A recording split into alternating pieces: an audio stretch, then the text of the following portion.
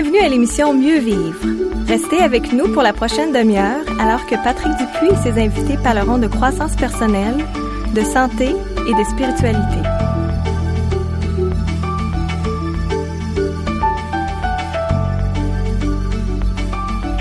J'aimerais vous souhaiter la bienvenue à l'émission. Aujourd'hui, nous parlons de santé avec la docteure Marianne Lemay. Docteur Lemay, bonjour. Bonjour. C'est toujours un plaisir de vous avoir à l'émission. J'aimerais qu'on parle aujourd'hui de la goutte. Premièrement, j'aimerais savoir, c'est quoi la goutte? La goutte est une inflammation d'une articulation, le plus souvent une seule articulation à un moment donné dans la vie de quelqu'un. Il y a différentes arthrites qu'on peut avoir, mais la goutte fait partie de la famille des arthrites. On peut avoir la pseudogoutte ou encore l'arthrose ou encore des arthrites comme la polyarthrite rhumatoïde. Donc, juste pour vous donner une espèce d'aperçu, là, la goutte est une arthrite, c'est-à-dire une inflammation d'une articulation, la plupart du temps une seule articulation à un moment précis, qui survient dans le cas d'une personne qui va avoir cette inflammation-là secondaire à des cristaux d'acide urique qui vont se déposer dans l'articulation. Et dites-moi, quels sont les symptômes associés avec la crise de goutte? Alors, une personne qui va faire une crise de goutte n'aura pas nécessairement de symptômes avant-coureurs. Alors que dans d'autres types d'arthrite, par exemple l'arthrose, la personne peut avoir une petite sensibilité qui part au niveau d'une articulation particulière et à un moment donné avoir une bonne inflammation à l'articulation. Pour ce qui est de la goutte, la personne qui va en être affectée va aller se coucher le soir parfaitement en santé et la plupart du temps, la crise va commencer pendant la nuit de façon totalement subite. Ça va être comme une douleur intense au niveau de l'articulation affectée. La plupart du temps, ça va être l'articulation du premier orteil.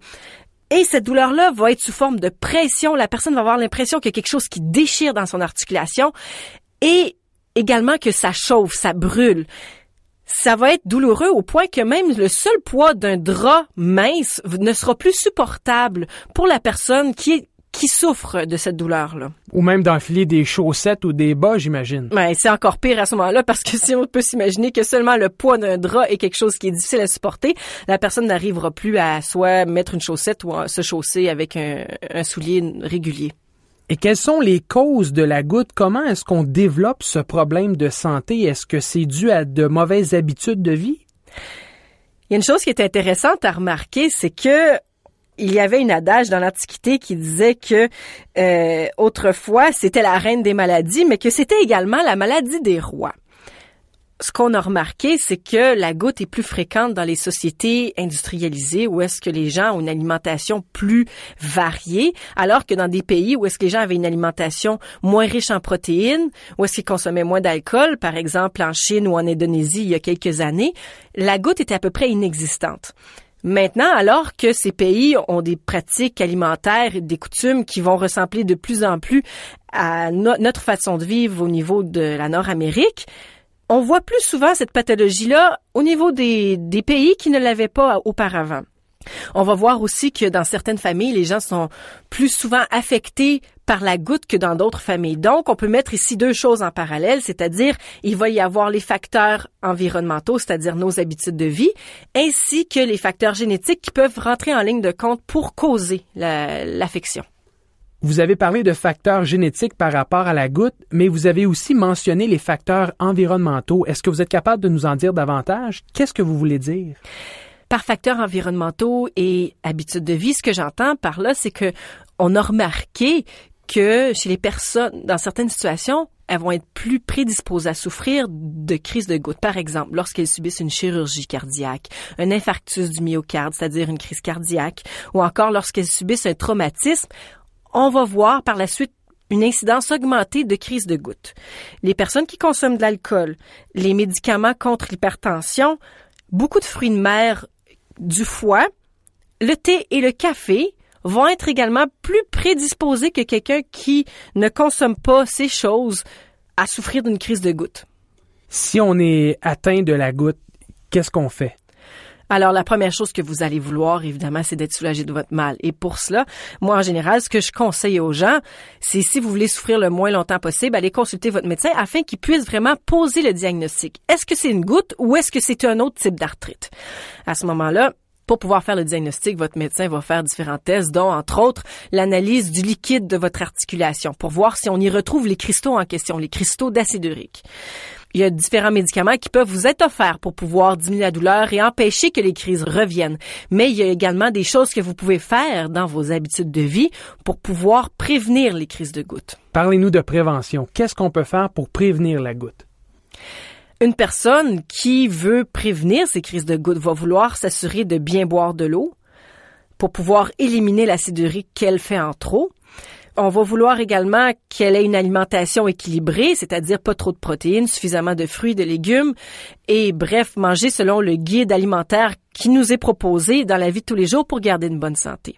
Ce qui est intéressant de savoir, c'est qu'une personne qui va avoir des changements drastiques de son alimentation, même si c'est pour le mieux, ou qui va avoir une variation de son poids qui est drastique, par exemple, qui va perdre rapidement une vingtaine de livres parce qu'elle voulait perdre le surpoids qu'elle avait, peut momentanément être prédisposé à faire des crises de gouttes, mais ce n'est pas un risque qui va être continuel dans le temps, comme quelqu'un qui, par exemple, ne fait pas attention à ce qu'il mange.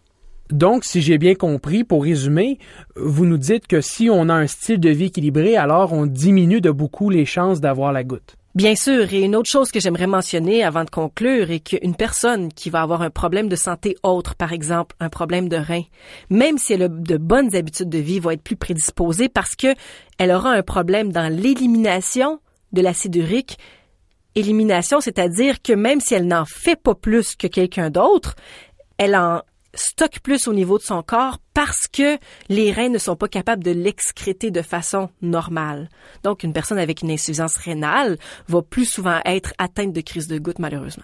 Docteur Lemay, j'aimerais vous remercier d'avoir passé ce moment avec nous aujourd'hui. Ça m'a fait un très grand plaisir. Restez là, on est de retour après cette pause.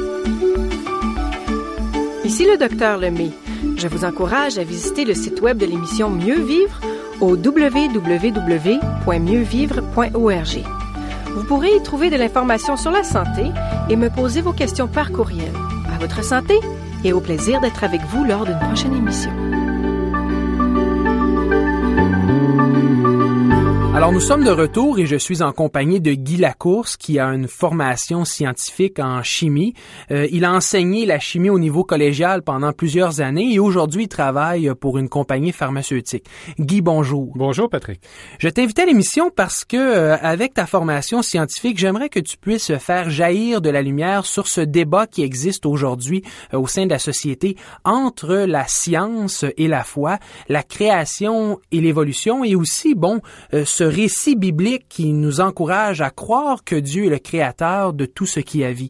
Est-ce que vraiment il y a un débat entre la foi et la science? Peut-être que pour certaines personnes, il y a un débat, mais pour moi, ce débat-là n'existe pas. La science et la foi sont parfaitement compatibles. Parce que, si on voulait définir ce qu'est la science, par exemple, la science, c'est l'observation des choses qui existent. C'est la compréhension des choses qui existent et c'est à partir de cette compréhension même la manipulation des choses qui existent pour fabriquer, pour faire des choses un peu différentes. Prenons l'exemple de la matière. La matière, aujourd'hui, on prend un arbre, on le transforme, on en fait du papier. Il y a beaucoup de science à l'intérieur de la fabrication du papier. Prenons l'énergie. On a découvert le pétrole, on a découvert le gaz. On a utilisé les propriétés chimiques, physico-chimiques de ces matières pour en dégager l'énergie, laquelle énergie on utilise autrement. Maintenant, cette science-là, par rapport à la foi, là où il y a une difficulté, selon moi, c'est de tenter d'utiliser la science pour comprendre d'où elle vient cette matière, d'où elle vient cette énergie, comment elle est arrivée en place, comment la vie est arrivée en place. Ça, c'est le domaine qui, pour moi, est le domaine de la foi. Aussitôt qu'on se pose la question, mais d'où ça vient, comment ça s'est organisé, qu'est-ce qui a fait que ce que nous observons aujourd'hui existe, ça, pour moi, c'est le domaine de la foi. Comment est-ce que tu as fait en tant que chrétien pour concilier le fait qu'on t'enseignait l'évolution à l'école, à tous les échelons possibles, et qu'aujourd'hui tu te retrouves face au récit biblique qui t'enseigne que Dieu est le créateur de tout ce qui a vie? C'est une très bonne question et encore une fois, ça fait appel à ce qu'on appelle la foi. Et la foi, c'est la croyance en quelque chose. Laissez-moi vous donner un certain exemple. Vous rencontrez deux personnes sur la rue, il y en a une qui vous dit « Moi, je crois que Dieu existe » et l'autre à côté dit « Ben non, moi, je crois que Dieu n'existe pas. » Les deux personnes sont croyantes. L'une dit « Moi, je crois qu'il existe un Dieu », l'autre dit « Moi, je crois qu'il n'en existe pas. » L'une dit « Moi, je crois que ce Dieu a créé les choses », l'autre dit « Moi, je ne crois pas, je crois qu'il n'y a pas eu de créateur. » Toutes les personnes sur Terre sont croyantes. Toutes les personnes sur Terre, donc, ont une certaine foi. Certains vont placer leur foi en cet être supérieur qui a fait les choses, et après, on utilise la science pour comprendre comment ça fonctionne. Et certaines vont utiliser leur foi pour dire « Moi, j'ai foi dans la science qui peut tout expliquer. » C'est la différence. Et qu'est-ce qui a fait en sorte que toi, à un moment donné, tu as décidé de te tourner vers le Créateur et de croire que, bon, tout ce qui a vie est issu d'une main créatrice? Vous savez, lorsqu'on fait une rencontre avec Dieu, et la rencontre, elle est toujours personnelle.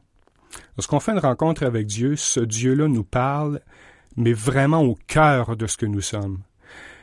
Et il nous fait prendre conscience que jusqu'à présent, nous ne savions pas qu'il existait.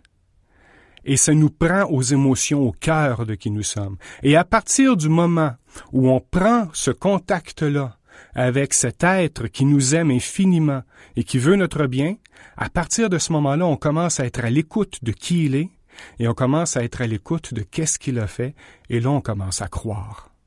Est-ce que tu es en mesure aujourd'hui de vérifier, de quantifier l'existence de Dieu à travers la création?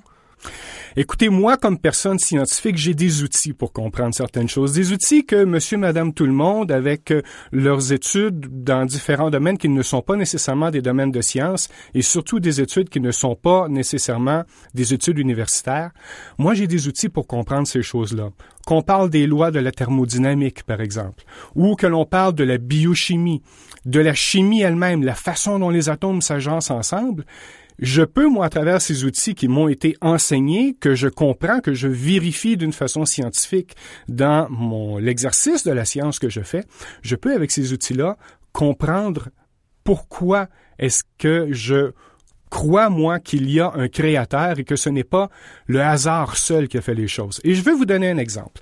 Monsieur, madame, à la maison, vous écoutez, prenez quelques pièces, que ce soit des 25 sous, des 1 $, peu importe. Placez-les dans votre main et empilez-les les unes par-dessus les autres. Par exemple, toutes face vers le haut, toutes pile vers le haut. Et ensuite, virez votre main tranquillement pour que les pièces tombent par terre. Vérifiez de quelle façon les pièces vont tomber par terre.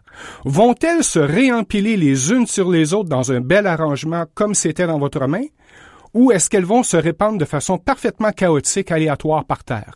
J'ai l'impression qu'ils vont se répandre de façon chaotique par terre et les probabilités mathématiques qu'ils s'empilent les uns sur les autres sont quasiment inexistantes. Excellent. Maintenant, faisons encore la même expérience. On ramasse les mêmes pièces, on les place dans notre main, mais cette fois-ci, on les mélange, on les laisse de façon parfaitement aléatoire dans notre main.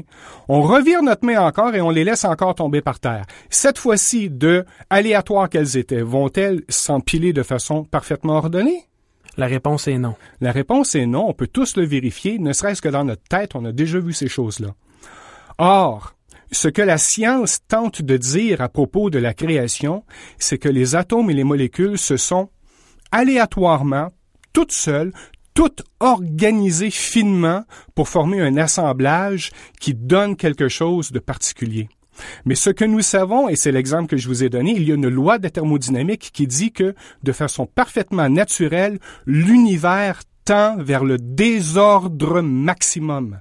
C'est une des lois que les grands scientifiques ont découvert. Or, si l'univers, à travers les différents changements qu'il y a, des changements d'énergie, des changements d'état de la matière, si l'univers tend vers le désordre maximum tout le temps, comment se peut-il que la vie se soit organisée? On parle d'organisation ici, et d'une organisation immense. En quelque sorte, on peut aussi parler de complexité, si on veut. C'est infiniment complexe, la vie. Un simple rocher au niveau de l'agencement des atomes qui forment les différents types de molécules d'oxyde, de sulfite, de tout ce que vous pouvez avoir à l'intérieur d'un rocher, c'est déjà complexe en soi. Et ce n'est absolument pas vivant encore. Il n'y a pas de cellules dans ça. Donc même la matière non vivante témoigne de l'existence d'un créateur. Absolument. Absolument, tout à fait. On n'a qu'à regarder la nature, les feuilles, les arbres, l'herbe, les fleurs, la beauté des fleurs, la différence qu'on peut voir à l'intérieur de toutes ces fleurs-là que l'on observe dans les champs. Et lorsqu'on se met aussi à penser au fait que pour à peu près chacune de ces fleurs-là, il y a des insectes pollinisateurs différents qui existent. Et un insecte ne va pas aller polliniser n'importe quelle fleur. Alors, qu'est-ce qui est arrivé en premier? La fleur qui avait absolument besoin d'être pollinisée pour pouvoir se reproduire ou l'insecte pollinisateur qui avait absolument besoin de cette fleur-là pour vivre? Ou je pourrais te poser la question suivante, qu'est-ce qui est arrivé en premier, la poule ou l'œuf?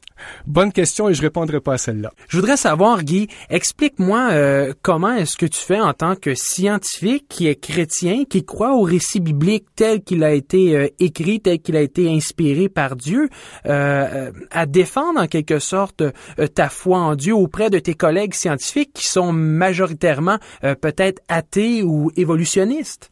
Écoutez, je pars encore du principe que j'ai énoncé tout à l'heure, à savoir que tout le monde est croyant. Tout le monde croit en quelque chose, soit que l'on croit en l'existence ou en la non-existence de quelque chose. Alors moi, je pars de ce principe-là et je suis très ouvert au fait que les gens puissent ne pas du tout partager la même croyance que moi. Pourquoi? Et j'en reviens encore à une autre chose que j'ai dit tout à l'heure. Ça prend d'abord une rencontre personnelle avec ce Créateur-là. Crois-tu, Guy, que c'est possible de rencontrer Dieu à travers la science? Oui. Oui, je crois que c'est possible pour certainement à peu près tout le monde de rencontrer Dieu à travers la science parce que lorsqu'on se met à se questionner avec un esprit vraiment ouvert et que l'on considère les choses telles qu'elles sont réellement et surtout si nous avons l'éducation, les connaissances nécessaires pour vraiment plonger nos regards au cœur de ce qu'est la vie, au cœur de ce qu'est l'organisation de la matière, à ce moment-là, oui, si on a vraiment un esprit ouvert, on peut véritablement rencontrer un génie créateur à l'intérieur de ça. D'ailleurs, j'ai oublié son nom, mais il y avait un grand scientifique de l'atome qui disait « Lorsque je regarde le noyau d'un atome, je ne peux pas faire autrement que de croire que c'est quelqu'un qui a créé ça. » En tant que scientifique, Guy, est-ce que la Bible a répondu à tes questions? Est-ce que la Bible a satisfait tes besoins? La parole de Dieu qu'on appelle la Bible nous parle à la fois de nous-mêmes et aussi de celui qui a créé toutes choses. Et oui, la parole de Dieu répond à de nombreuses questions. Je ne me fie pas, moi, sur la science pour comprendre d'où viennent mes émotions, car de toute façon, et c'est une question qu'on peut se poser, pour les gens qui sont un peu versés dans la science, pouvez-vous me dire quel gène code pour l'amour? Comment est-ce que l'amour est venu à existence? Quelle est la cellule responsable de développer l'amour dans l'être humain? Il n'y en a pas. Alors oui, la Bible répond à mes questions existentielles. Qui je suis? Où est-ce que je m'en vais? D'où je viens? Et qui est celui qui est cet être suprême qui veut être en relation avec moi, qui est en relation avec moi, qui me sauve, qui me garde, qui m'aime? Oui, cette Bible répond à ces questions-là pour moi. Et on parle ici de Jésus-Christ. Et on parle bien sûr de Jésus-Christ, oui. Guy, j'aimerais te remercier d'avoir pris ce moment pour être avec nous aujourd'hui. Merci beaucoup, Patrick, pour l'invitation. Restez là, on est de retour après cette courte pause. Aimeriez-vous donner un sens à votre vie et trouver des réponses à vos questions? Mieux vivre vous offre gratuitement le livre Vers Jésus. Pour obtenir gratuitement le livre Vers Jésus, veuillez visiter notre site web au www.mieuxvivre.org.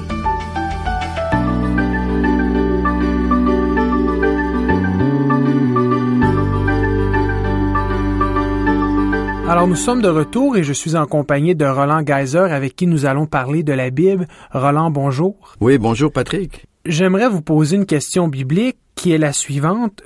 Que doit-on faire pour être sauvé? Mais premièrement, pourquoi avons-nous besoin d'être sauvés? Bien, parce que la Bible nous dit qu'on est perdu. C'est sûr que si on lit pas la Bible, on peut s'imaginer qu'il n'y a pas de problème, où on peut imaginer que les choses vont pas trop bien, mais finalement perdu éternellement. Les gens se disent je vais mourir un jour et puis ça s'arrête là. Mais la Bible dit qu'on est perdu éternellement. Il y a l'éternité qui est en jeu et Dieu veut nous sauver. Mais si on n'écoute pas la Bible, si on n'écoute pas Dieu qui nous dit quel est notre état réel, eh bien on va s'imaginer toutes sortes d'affaires et puis on va être bien surpris à un moment donné que ce qu'on s'était imaginé, c'était pas la réalité. Donc la Bible va nous dire, premièrement, il faut prendre conscience de ça, qu'on est perdu. Sans Dieu, on est perdu. D'après vous, que dit la Bible par rapport à la conséquence de ne pas être sauvé? C'est la mort éternelle. C'est la séparation éternelle de Dieu, de ce qu'il y a de plus beau, de ce qu'il y a de plus merveilleux. Et Dieu veut justement pas que ça nous arrive, parce que Dieu a un projet de vie éternelle pour tous les hommes et toutes les femmes et tous les enfants qui habitent sur la terre. Donc il veut nous faire prendre conscience de notre état, comme un médecin qui veut établir un diagnostic. Et puis après, on va aussi le comprendre que ça correspond à une réalité, tranquillement, que c'est pas juste des paroles en l'air, que c'est une réalité très très concrète, et on va se mettre à son écoute pour justement saisir la vie éternelle. Pouvez-vous nous dire quel est le remède que la Bible propose pour être sauvé? Alors, c'est une bonne question. C'est plus qu'un remède, c'est une personne. Je pense que quand on va chez le médecin, on fait d'abord confiance dans le médecin et ensuite le remède qu'il va nous prescrire. Et si on a établi un lien de confiance avec le médecin, il n'y aura pas de problème, il pourra nous dire n'importe quoi, on va le faire.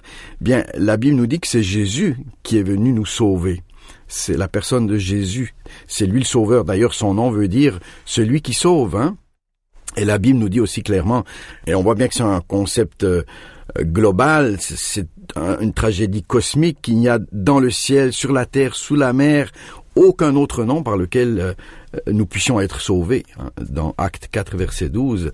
Et le nom, c'est celui de Jésus. Donc Jésus est le sauveur, celui qui est venu pour nous faire part de son désir de nous sauver. Mais par rapport à la foi, quel rôle joue-t-elle dans le salut? Donc, effectivement, c'est un acte de foi, de confiance en Jésus-Christ, qui nous dit par la parole de Dieu, par la Bible, que nous sommes perdus et qu'il est venu nous sauver, tel que son nom aussi veut le dire. La Bible nous le dit, et lorsqu'on ressent dans notre conscience, dans notre cœur qu'on a un gros problème, eh bien on risque, si on a entendu parler qu'il y a un sauveur, de chercher qu'est-ce que ce sauveur nous propose pour nous sortir de nos mauvais draps. Mais qu'est-ce qu'on peut faire pour découvrir le salut? C'est important d'en entendre parler, parce que Paul aussi, en son temps, disait, un passage qui est très très connu dans l'épître aux Romains, chapitre 10, versets 14 à 15, « Comment donc invoqueront-ils celui qu'ils n'ont pas cru, et comment croiront-ils en celui dont ils n'ont pas entendu parler? Et comment en entendront-ils parler s'il n'y a personne qui prêche ?» Donc, on voit bien là qu'il y a un témoignage qui doit apporter, il y a une prédication qui doit être faite, il y a quelqu'un qui doit lire dans la Bible qu'il y a un sauveur. Dites-moi, comment Jésus nous sauve-t-il? Il nous sauve en faisant plus que d'affirmer que nous avons besoin d'être sauvés. C'est pas simplement des paroles, c'est pas des paroles en l'air, il y a tout un plan du salut qui a été mis en place. Jésus est venu dans le monde, il a pris sur lui la condamnation de tous les hommes, hein, le salaire du péché qui conduit à la mort, c'est lui qui l'a accepté, ce salaire-là, et puis il nous donne en échange la vie éternelle. C'est peut-être un peu compliqué à comprendre et de l'expliquer en quelques secondes comme ça, mais on a une dette affreuse, c'est la dette du péché.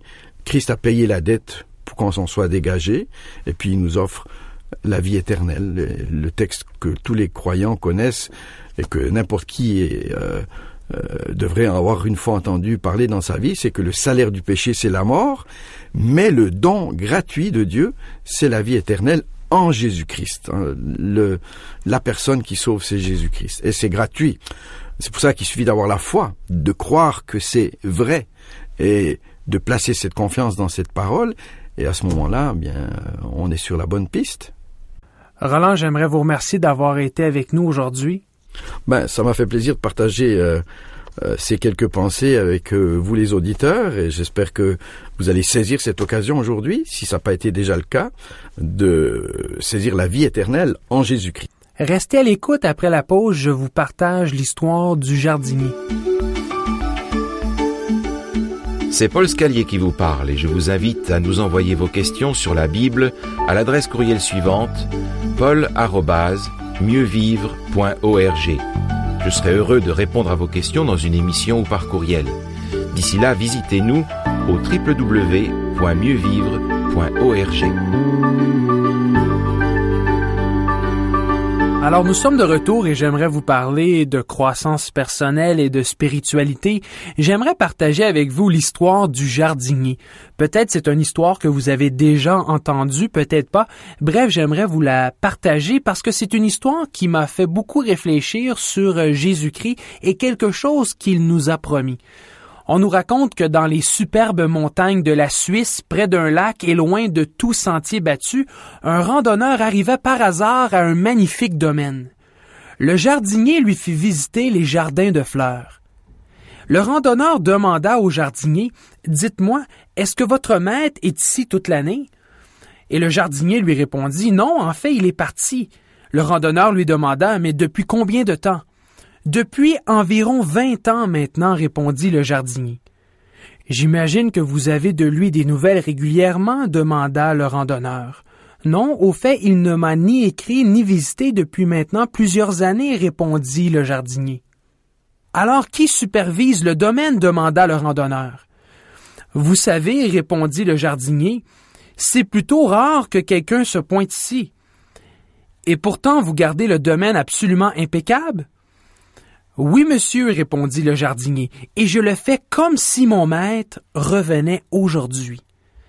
Si dans ces temps d'incertitude, vous et moi appliquons le principe du jardinier au petit coin de terre spirituelle que Dieu nous a confié, nous serons certainement prêts lorsque notre maître reviendra pour nous emmener à la maison.